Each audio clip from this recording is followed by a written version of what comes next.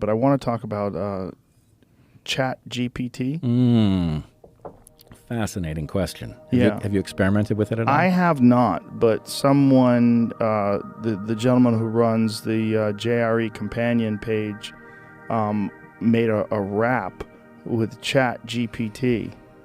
Like, was it if Kanye West wrote a rap for Chat GPT? They put it on Instagram, but it's like, it seems like a person saying it. That's right. You are. I mean, it takes a long time. Really. His thing took like 48 minutes to do. Well, whatever you want to look up right now, we can do it. Yeah, the problem is you have to cajole it.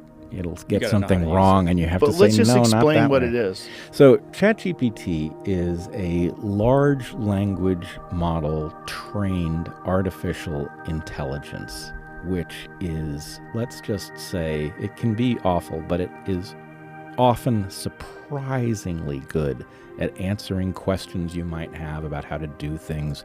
One of the great triumphs of it is that coders are now asking it to solve coding problems, and it will actually write code that is functional. It's pretty amazing. And it also, there's an implementation of it that if you feed it up to 3 tweets, it will write a New York Times story in one of 5 genres, optimistic, pessimistic, neutral. And, you don't really need the New York Times anymore because it's pretty good at this job, right? So on the one hand, it's all very interesting that we're living in an era in which there is at least, and this is a prototype, right?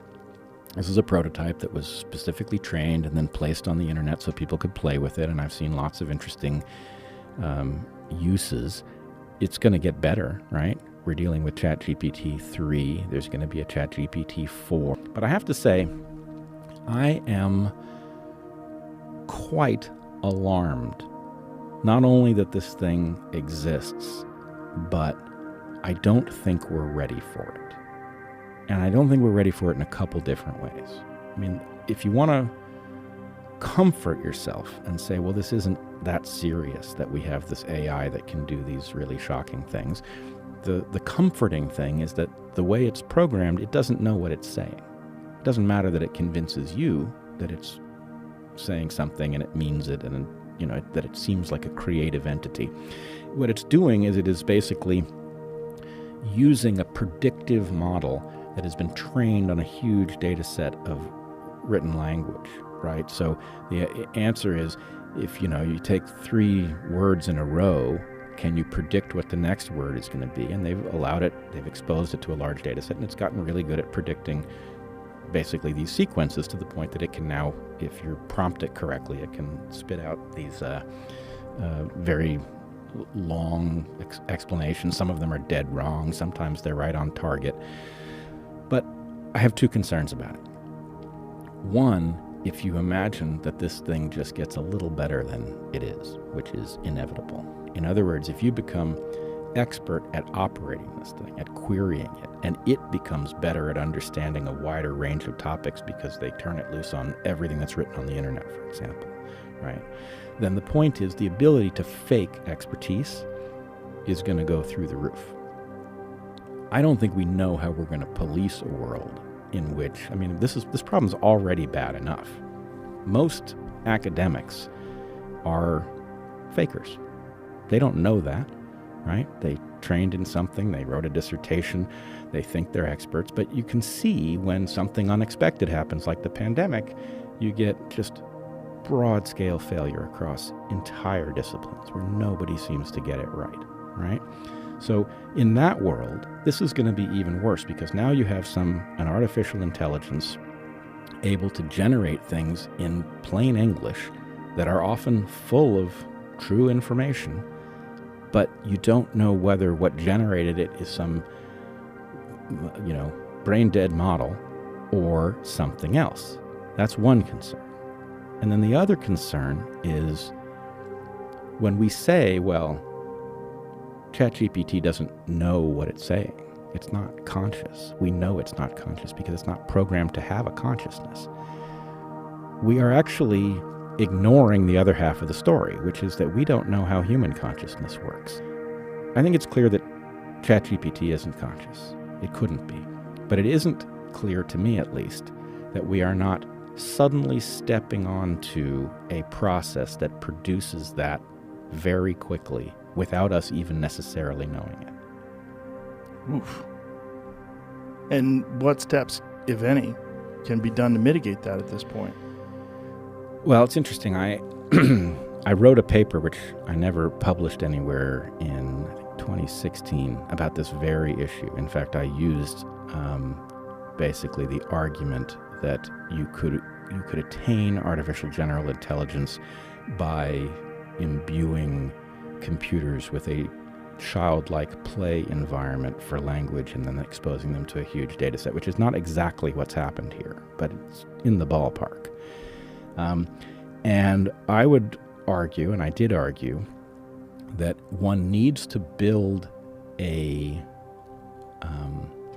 an architecture in which this can't get away from you, right? And so the architecture that I advocate for is actually a metamorphosis architecture, where metamorphosis is not allowed. It is an affirmative choice of humans, right? In the case of GPT chat, I think some of the artificial intelligence existential risk folks would tell you that one of the dangers is that the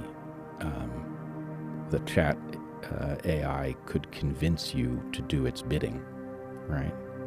As you said, when you were looking at this, it felt like a person, right? And the point is, something that feels like a person can play on your emotions, right? Can that be used to cause a fail-safe to be removed? Maybe. But in any case, this only deals with one of the two issues I'm raising, the question of actual artificial general intelligence arriving, us not knowing necessarily that it has, right? That's a frightening prospect. And in fact, I have a little thought experiment that might reveal why. But the other issue is the issue of competence, where everybody is using this thing behind the scenes in order to say things that are beyond their own capacity to articulate, right? Then the world becomes some new kind of hall of mirrors. We've had a hard enough time dealing with algorithms on search and feed. This is a whole next level of difficulty in knowing where you are and who you're talking to and what it means and what their motives are. And I think we ought to be on high alert. Whew. When you extrapolate, when you look at what this does and what it's capable of, and what scares people is something that seems to be a person, but doesn't have any emotion, doesn't have any soul. It's not us, but it behaves exactly as us. And then you can put it in a physical entity. So if you have this Chat GPT and then you extrapolate to version 5, 6, 7, 8, 9, 10 to communicate with you like Ex Machina, where it's exhibiting all of the behavior characteristics of a person. Like, one of the most terrifying that's one of my favorite movies of all time. I love that movie. One of my favorite movies of all time was when that guy who was brought in to sort of run some tests on these artificial intelligence creations and determine whether or not they pass as human. What is that test called again? The Turing test? Turing test. Yeah. And he is in love with this woman. She's manipulated him to the point where he's aided her in her escape, and then she leaves him in that room with the bulletproof glass, and he's pounding on the glass, and she walks away with not a thought at all about him. It is the ultimate example of the worst case scenario of where this can go, where you have something that behaves exactly like a human being and knows how to play upon your sexual urges, your emotional desires, all of those different things that she plays upon. And then she just walks away from him and leaves him to starve to death in this fucking bulletproof room. Yeah. And, I'm now recalling the film, and it's done very well because it manipulates you passively in your seat. Yes. Right, as it manipulates this character on the screen.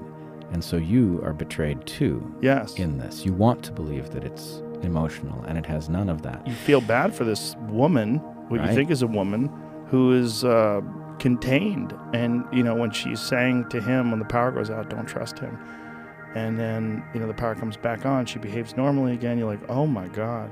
Like, she's trapped. Right. Like this poor creature, they've made a person, essentially. And she has these thoughts and hopes and dreams, just like a regular person. But now she's trapped, and he falls in love with her. And even though he's seen her in her robot form, when she puts skin on and when she puts clothes on and she's in front of him, he's in love with her. Right. And it, again, it plays very well because there's a manipulable circuit in straight men. Yeah. This particular narrative, Right, you'd but I have mean- to be a gay woman or a straight man Right. for it to trigger you. But part of this is actually inevitable in the Chat GPT story, because especially to the extent that this is a mindless entity that doesn't know what it's doing. It's Right. just striving to do it better. Yes. The tactics that work will register as, oh, you did it right. So to the extent that you have those vulnerabilities in you and it finds them and that works, then the point is reinforcement.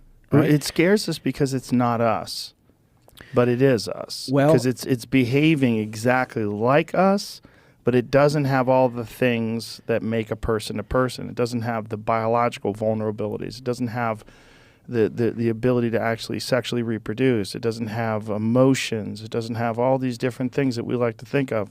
The soul, whatever that means, whatever that term actually means. Yeah, but I'm worried about what could be generated. And I know that it will sound to a lot of people, especially technological people, like a biologist out of his depth. Mm-hmm. But I don't think so. This is a biologist trying to say something about the biology and what it applies about this analogous system.